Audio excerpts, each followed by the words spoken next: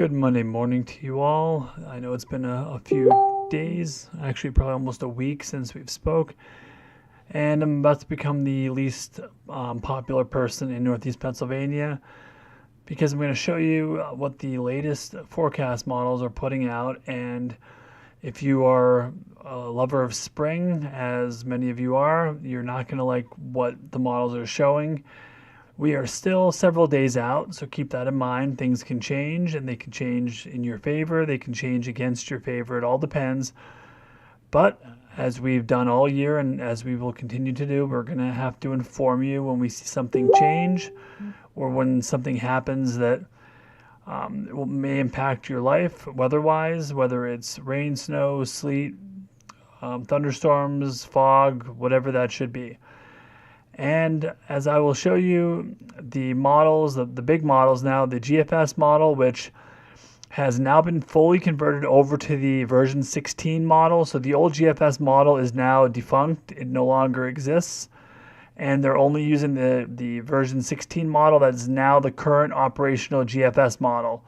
So the model that did so well this year is our leading model now for the American model. But unfortunately, for the people who do not like winter weather, this is actually supported by the European model. Now, the European model is down for some reason right now. I have not been able to bring it up, but I did take some screenshots from my phone earlier. So I'll show you what the European model is showing, and then I'll discuss whether I think this is possible or not. So let's take a look here. Let me get all zoomed in. And just give me 1 second. Let me mute my phone. Okay, so we will start off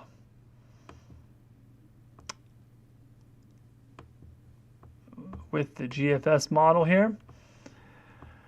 So we're looking at the wide range version here of the GFS model. This is the entire United States. This is right now. This is valid as of Monday 1 a.m. So this morning, and we're going to just scroll through here and show you what the GFS model is putting down. You see this cold high pressure, it's bringing cooler air, not cold air, but cooler air as of right now currently. Let me bring my pen up here to show you so I could show you guys. There we go. All right. So as we scroll ahead here, watch what happens here. This is Tuesday. Big old storm up here north of the Great Lakes, 974 low. That's actually very intense. So they will be getting heavy snow up here in southern Canada. But that's not the storm that we're looking at. That's not what we're focused on. Down here and beginning to form along this front is what we're looking at here as what could potentially be an issue for us. Now, as you're noticing here, you're starting to see some precipitation, thunderstorms breaking out over Mississippi, Alabama, and Tennessee out ahead of this storm as it moves into the area. You can start to see a wintry component forming in the backside of the storm as it moves along. And there's your low pressure.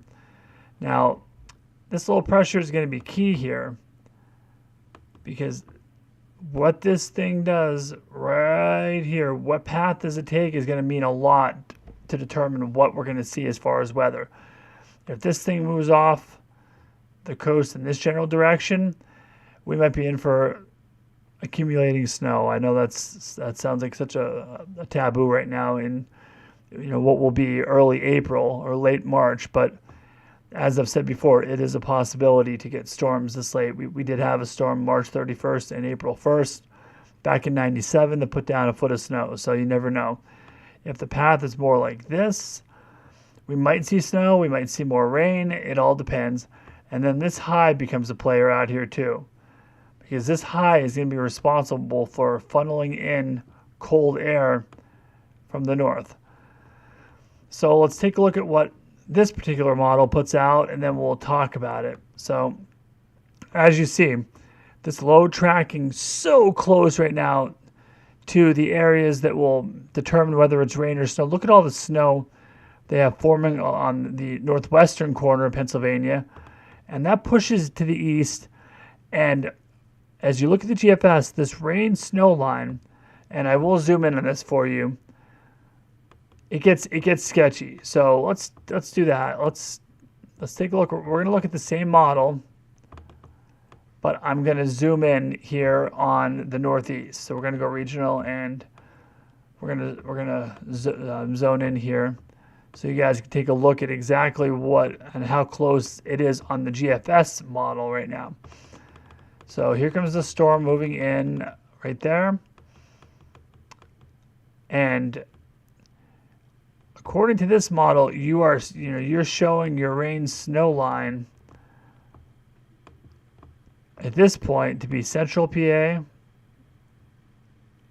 and pushing towards east central PA, and even a little further push here as it moves on across the state and out with just some snow showers left behind in its wake.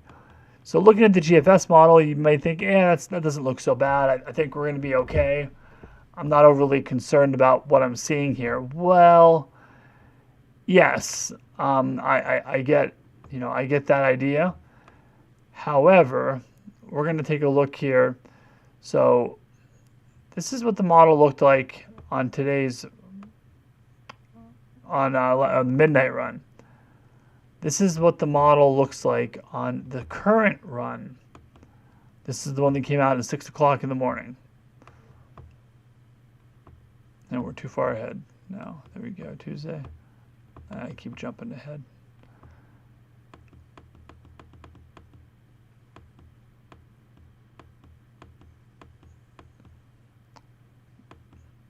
Much snowier look, and the snow is a lot further in our direction here. Now you're including parts of the Poconos. You even have heavy snow out here in central Pennsylvania. I can't see which county. It looks like Northumberland County to me. Heavy snow out here, snow into northeast PA. And this is the model that just came out at 6 in the morning. I'm seeing this for the first time with you guys. Now, if you jump back here, we're going to go back all the way till 6 o'clock yesterday and take a look at what this model was showing. And the reason this is important is because this is what we call model trending. If a model begins to trend in a certain direction, you start to take notice of what it's picking up on. This is all that it was showing earlier. Next to nothing. Some rain showers. And as we moved on in time, with each model run, it pushed a storm further and further south on each subsequent run into the future here. See, now you're starting to get snow. This was Thursday at midnight. So each model run has pushed further and further in our direction. Now, a question some people are going to probably ask is this even possible? Can this happen? Well, we'll take a look at why it can happen and why I'm a little concerned here, honestly, if for the possibility of accumulating snow. So you have a couple players here that you need to have in place this time of year. Everything has to be perfect, and the timing has to be perfect. This might happen, as this could come Wednesday night, Thursday morning, when the temperatures will be cold enough. You've got your high to the north here. So this high right here is a block.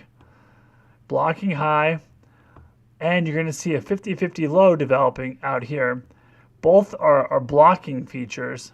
Now, at the moment right here, you have this ridge in the east out ahead of the storm. With ridging, you're going to have warmer air pushing into the area. Now, watch how that changes, though, as we move forward here. Look how strong that block gets. Block gets stronger. This 50-50 low gets stronger. Block is continuing to get stronger. This low is set in place now. So the escape for this trough it's losing the ability to escape. You're actually getting heights forming along the coast here out ahead of the storm, which is another player that you need to have in place, and a trough that digs pretty deep.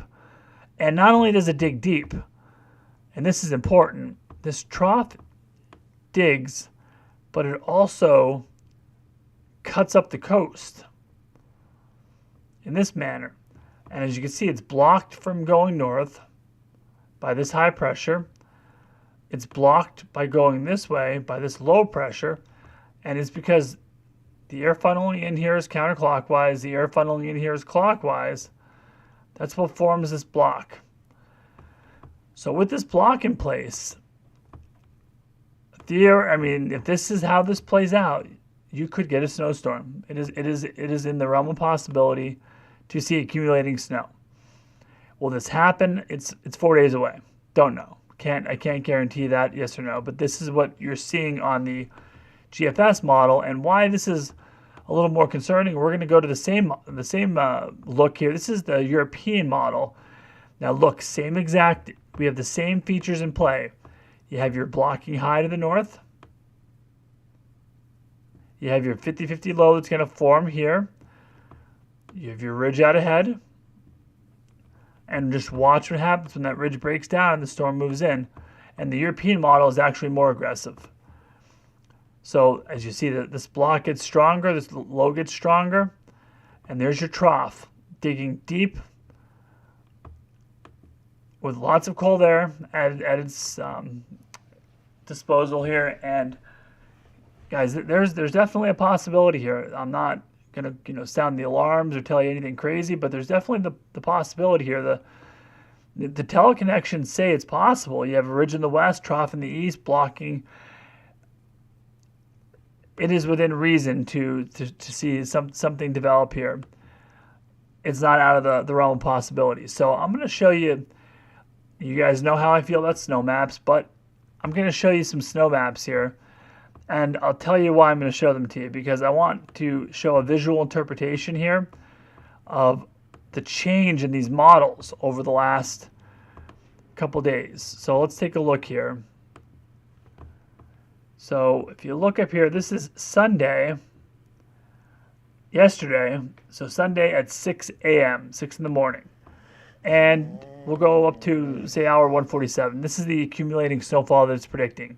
Scranton will experience 1 to 3 inches, 1 to 3 inches over, the northern counties, Columbia, Sullivan County, Bradford County.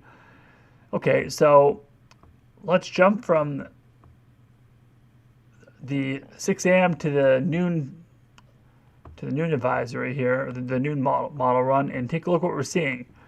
Oh, all of a sudden now we're seeing 1 to 3 inches, 4 inches, 5 inches in some areas, and much further south. Now you're in the border of Carbon-Monroe County and Pike County, Pike County. All of a sudden now you're seeing this shift, and this shift is, you're going to notice this on all the runs here. This shift here of precipitation to the south and to the east. So let's go ahead, one more model run. So now we're going to go to the 18Z. This was Sunday at 6 p.m. And let's see what that shows. So this model backed off a little bit in the amount of snow, but it intensified out to the west the amount. Look at this. You're talking 6 to 10 inches out here in New York and western PA. So that's showing an increasing intensity storm. Now let's go ahead to the midnight run tonight. And the midnight run tonight, again showing Scranton, you're back into that 1 to 3 area here. Now you have, your 6 to 10 inch area here growing. You have an area of heavy snow starting to grow down to the south here. And then let's jump ahead to our most current run, the one that just came out at 6. And you're seeing yet again an area of 3 to 6 now, 3 to 5 inches of snow in this Scranton-Wilkes-Barre area. So the models have consistently been pushing this further to the south on each subsequent run that we've seen from the GFS, except for one. So the trend is pushing further south on the last several runs, which, if that continues, you're gonna see the increasing likelihood of accumulating snow. There's even some areas I'm seeing 6 inches on this map. So now something else to take a look at. I'm gonna show you the European model here if I can. Again, well, let's see if the European model is working yet, because it was not before. Let's see if it's gonna show me what I want to see here. It's not. It's just, I don't know what's going on. There must be an issue with the European model right now. So we will go to, I will show you what it looks like here. I'm gonna go right to my, I sent myself the images here, and we're gonna zoom in on these here. Okay, so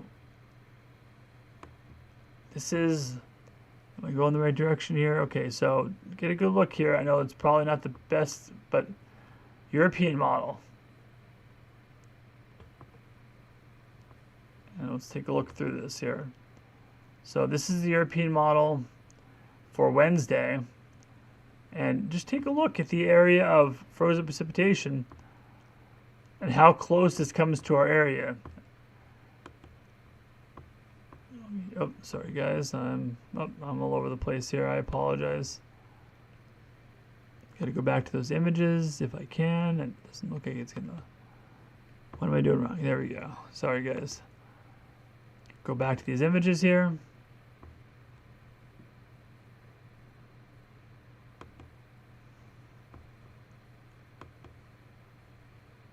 We looked at that one. Okay, so this is showing. Look at that area of accumulating snow. Well into our area, pushing towards I-80 and further points south, even further south than that actually here, developing low pressure. And on the European model, this low pressure has been pushing further and further south. Should this get 50 miles further south, all of northeastern Pennsylvania will be included in this opportunity for accumulating snow. And then moving offshore here with snow wrapping around the backside. That's the European model. And these are the totals that it's putting out right now. So this is the 1 to 3 range. This is 2 to 4, 3 to 5, and then 6 inches plus. Pretty close to the area. Close enough to warrant concern, especially because everything has been trending south. So the only reason, if this was, for tomorrow, I would say we're relatively safe, maybe a couple inches. But because it's been trending further south, the possibility does exist that this entire area of heavier snow could shift into Pennsylvania.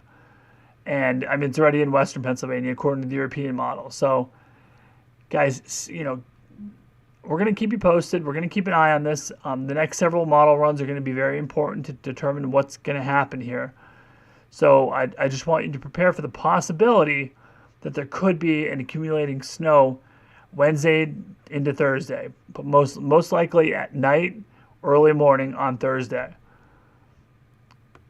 So our 5-day outlook here, we'll bring it up for you. I'll do it the easier way. There we go. That's our 5-day outlook now. So today, enjoy the sun. It's going to be about 50 degrees. Not a bad day. Not a great day, but not a bad day. This warm air moving in out ahead of that. Low pressure in the mid-60s back on Tuesday. Same thing on Wednesday, but rain showers will be developing throughout the day and likely changing over to snow. You see the temperature is 63 here on Wednesday. The low temperature for Thursday is 33. So you're going to drop 30 degrees overnight, which is why that possibility of snow is looming. And then accumulating snow, I can't tell you yet. If we need to, we'll have a call out by tomorrow. Tomorrow night, I would say, would be the earliest call if these models continue to trend this way for the next day at least. So the next 2 to 4 sets of model runs. But as for now, the possibility does exist for accumulating snow Wednesday night into Thursday. So just stay tuned. All right, guys, that's all I have for you. Have a wonderful day. This is Scott with NEPA Storm Chasers. Let's see.